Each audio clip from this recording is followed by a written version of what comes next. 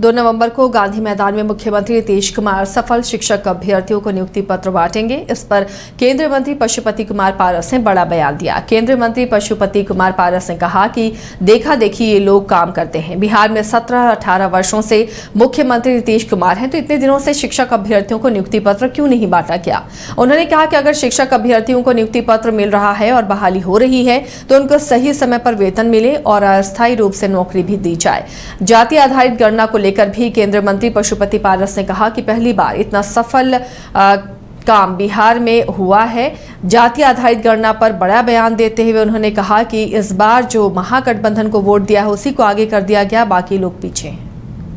कर रहा आप 17 वर्ष से 18 वर्ष से बिहार के मुख्यमंत्री हो, इतने दिनों से आपने क्यों नहीं अपॉइंटमेंट लेटर दिया? शिक्षक को हो चाहे किसी का हो, आज नकल करते हैं। नकल करने के लिए अकल की जरूरत होती है, अब जान लीजिए।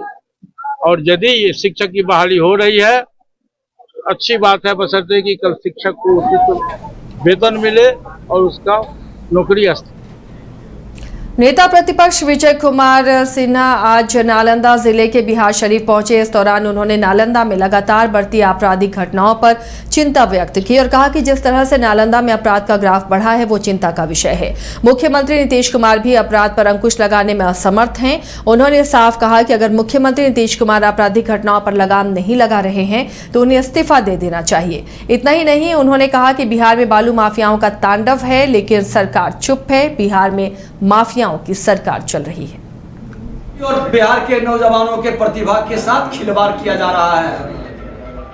एक एक पेपर में 10, 15 प्रश्न गलत, आंसर भी गलत जारी किया गया। कई प्रश्न में एक प्रश्न तो दिखा रहा था शायद संगीत का कि 31 फरवरी को। अब बताइए, बीपीएससी में बैठे ऐसे भ्रष्ट हस्तिनापुर के गुलाम जो इस तरह के प्रश्न सेट किए और 15, 10 प्रश्नों की गलती, उस पर कार्रवाई मुख्यमंत्री क्या किए, उसका संशोधन कर करके उसके मार्क्स को अभी ईडब्ल्यूसी वाले भी लोग आए हुए थे, कल आया हुआ था ना।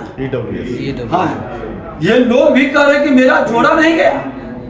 ये क्या तमाशा है? आपत्ति लोग का ले रहे हैं, उसका समाधान किए बिना आप नियुक्ति पत्र दे रहे हैं। मुख्यमंत्री जी हर हड़बड़ी में आप कई गड़बड़ी को आमंत्रित ही नहीं करते हैं, भविष्य के प्रतिभा का हनन भी करते हैं।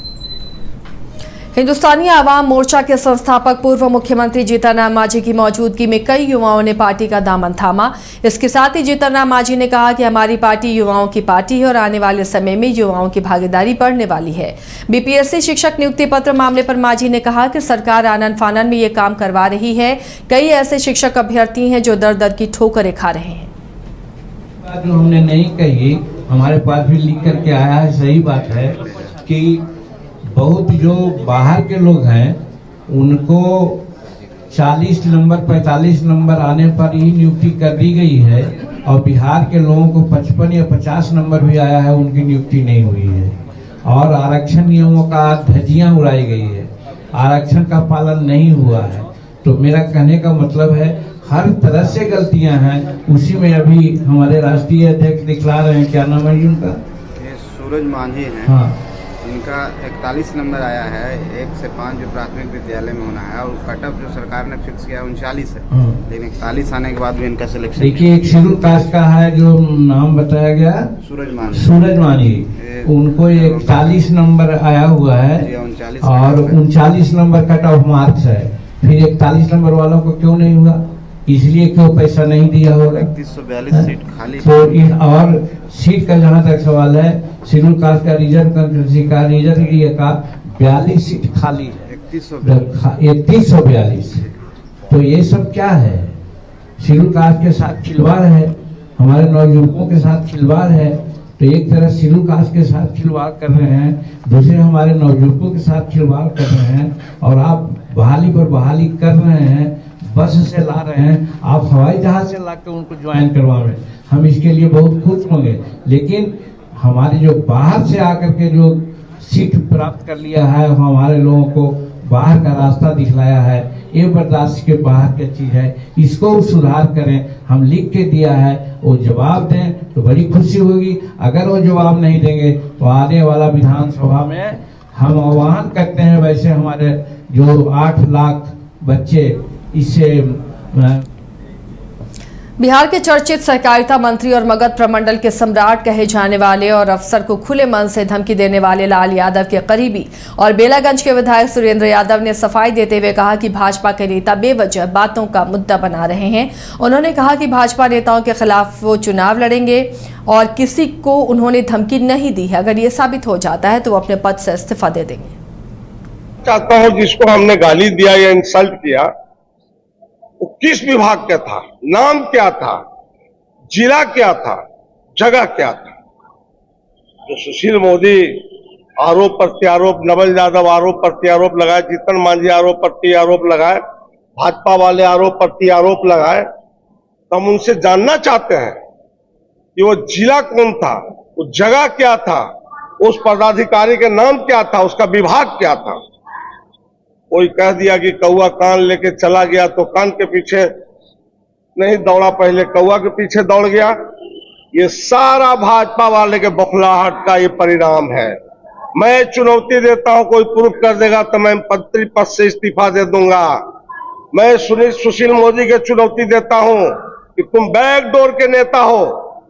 अगर तुम नेता सचमुच हो, तुम जगह तय करो, विधानसभा या लोकसभा क्षेत्र तुम तय करो, मैं वहां से लड़ने के लिए तैयार हूं।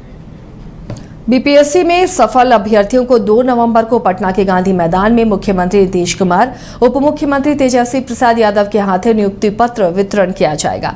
इस मामले को लेकर लगातार सरकार विरोधी दलों और नेताओं के निशाने पर है, तो वहीं महागठबंधन की बिहार सरकार में शामिल भारतीय कम्युनिस्ट पार्टी ने इस मुद्दे पर खुशी जाहिर करते हुए कहा कि उनकी पार्टी की मांग पहले से ही थी, जो नीतीश की सरकार पूरा कर रही है।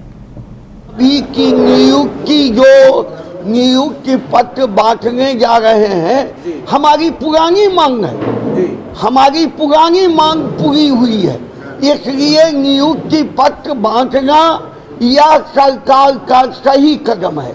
जहां तक आपने बाहरी राज्य के छात्रों का सवाल उठाया, हमारी बौद्ध की धरती है, महावीर की धरती है, वैशाली का गणतंत्र दुनिया का इतिहास है। हम भारतवासी हैं, इसलिए हम दूसरे राज्य को भी नौकरी देते हैं, तो यह हमारे पार्टी का दृष्टिकोण है। राहुल का सपना डेस्टिनेशन वेडिंग, श्वेता को चाहिए रजवाड़ा थीम विद ग्रैंड स्टेज, पापा की टेंशन केटरर्स और फ्लोरल डेकोरेशन, और माँ चाहे बेटी का सुंदर सा मंडप। शादी की इन्हीं छोटी और बड़ी खुशियों को पूरा करने के लिए वाइल्ड वादी को चुने अपना वेडिंग वेन्यू, जहां अब बजेंगी शादी की शहनाइयाँ। रजवाड़ा थीम, ग्रैंड स्टेज, मंडप, banquet hall, room, electrical and generator facility, water facility, हल्दी top, Rath, vendors for catering and floral decoration, destination wedding जैसे कॉन्सेप्ट के साथ। विजिट वाइल्ड वादी वाटर पार्क रांची। IIT जी नीट एस्पिरेंट्स के सपने को पंख देने आ गया है कंप्लीट सॉल्यूशन इंस्टीट्यूट। यहाँ है smart classroom, 1-to-1 doubt clearing session, ask the expert, video solution और भी बहुत कुछ। मतलब हम करेंगे आपको गाइड, बनेंगे आपके mentor. Foundation classes from class 6 onwards for your bright future. Visit complete solution institute.